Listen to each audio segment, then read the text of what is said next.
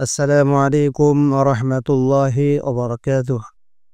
نحمده ونصلي على رسوله الكريم أما بعد فأعوذ بالله من الشيطان الرجيم بسم الله الرحمن الرحيم الحمد لله ثم الحمد لله.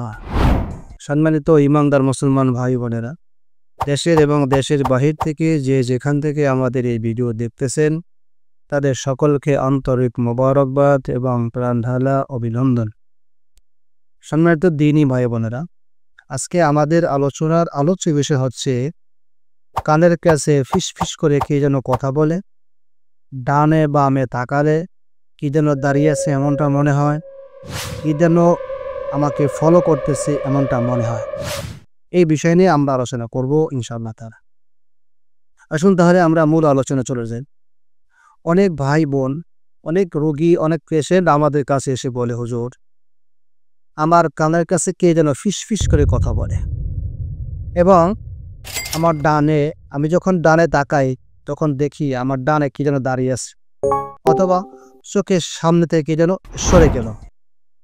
আমি তাকাইলাম ডান দিকে, দেখি হয়তো কেউ দাঁড়িয়ে আছে, না হয় কে যেন আমার চোখের সামনে থেকে মানুষের মতো, এটা ছায়ার মতো সরে গেল। আবার যখন আমি বামে তাকাই তখন দেখি হয়তো বা কেউ দাঁড়িয়ে আছে, ছায়ার মতো দাঁড়িয়ে আছে, না হয় আমার চোখের সামনে থেকে কে যেন এরকম সরে গেল, মানুষের মতো একটা ছায়ার মতো সরে গেল। আবার কখনো কখনো মনে হয় কে যেন আমাকে ফলো করতেছে, কে যেন আমাকে দেখতেছে। আবার কখনো কখনো মনে হয় যখন আমি বিছানায় শুয়ে থাকি আমার পাশে কে যেন শুয়ে আছে, আমার পাশে কে যেন শুয়ে আছে, কে যেন আমার শুয়ে টাচ করতেছে, হাত দিতেছে, কে যেন আমার মাথায় হাত দিতেছে, আমাকে আদর করতেছে, মাথায় হাত বুলাচ্ছে, এমনটা মনে হয়। কারণ কি? তো আসলে এখানে মূলত কারণ হচ্ছে জিন্নাতের সমস্যা, জিনগত সমস্যা। আর এই জিনগুলো চালান জিন হতে পারে, আশিক জিন হতে পারে। চালান জিন হচ্ছে কোনো মানুষ শত্রুতা পোষণ করে তান্ত্রিক কবিরাজের মাধ্যমে জিনকে লাগাইয়া দেয়, লিলাইয়া দেয়, আর এই জিনগুলোকে চালান জিন বলা হয়। আর আশিক জিন হচ্ছে কোনো মা বোনদেরকে তাদের সৌন্দর্য দেখে তাদের প্রতি আকৃষ্ট হয়ে কোনো জিন তাদের উপরে আসর করে বা তাদের কাছ থেকে বিভিন্ন ধরনের শান্তি উপভোগ করার জন্য, জোর সুখ উপভোগ করার জন্য সে এসে বিভিন্ন ধরনের ভয়ভীতি ক্ষতি করতে পারে। তাহলে আমরা জানলাম এটা মূলত জিনগত সমস্যা। আর এই জিনটা আশিক জিন হতে পারে এবং চালান জিন হতে পারে। চালান জিনটা শত্রুতা পোষণ করে মানুষ লাগাই দেয়, তখন এই জিনগুলো এসে আপনার চোখের সামনে ভাসবে, কানে কানে ফিসফিস করে কথা বলবে, হ্যাঁ, সেই কথা আওয়াজটা বিভিন্ন ধরনের হবে, ভয়ভীতি হবে, হ্যাঁ, যৌন উত্তেজনামূলক কথা বলবে এবং গানের আওয়াজ বেশি আসবে, বিভিন্ন ধরনের কথার আওয়াজ বেশি আসতে পারে বা এসে থাকে।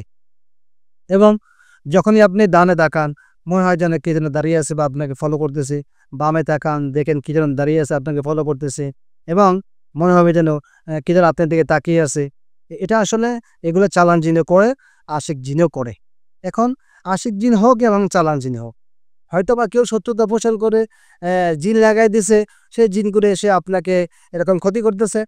আবার হয়তো বা ওই জিনটা আশিক জিন নিজের থেকে সেই ইচ্ছা করেই আপনার পিছে লেগে গেছে আপনাকে ক্ষতি করার জন্য।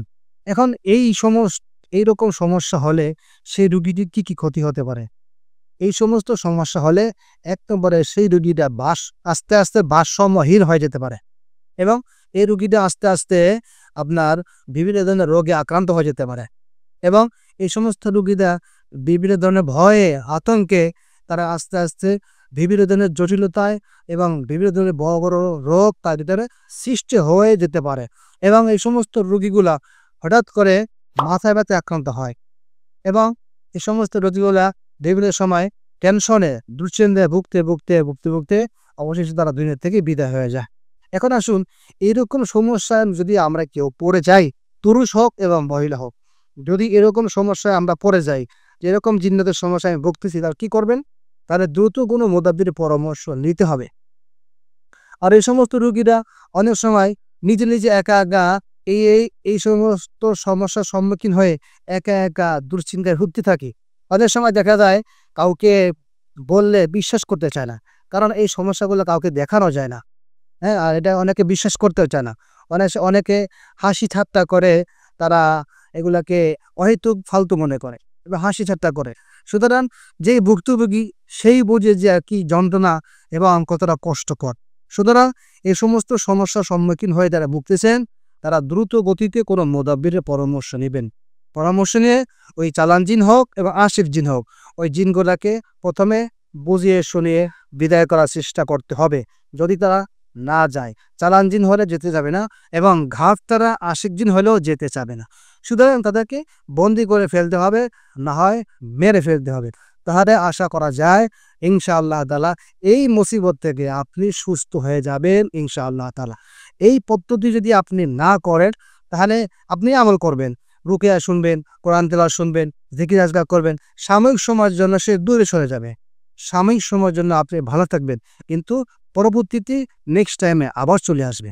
এজন্য এদেরকে শিকড় থেকে অর্থাৎ গোড়া থেকে উফড়ে ফেলতে হবে। অর্থাৎ এদেরকে মেরে ফেলতে হবে, নাহলে বন্দী করতে হবে। আর এই মেরে ফেলা বা বন্দী করা এটা আপনি পারবেন না। অবশ্যই কোনো কবিরাজ বা কোনো মুদাব্বিরের পরামর্শ নিতে হবে।